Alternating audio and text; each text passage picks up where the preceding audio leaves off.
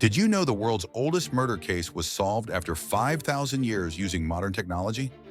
In 1991, hikers in the Alps discovered a frozen body they thought was a recent climbing accident. But this was Otzi the Iceman, a man who died in 3300 BCE. When scientists examined him closely, they uncovered shocking evidence of murder. An arrowhead was lodged deep in his left shoulder, severing a major artery. His hands showed defensive wounds from fighting off his attacker. A deep gash on his right hand proved he tried to grab the blade.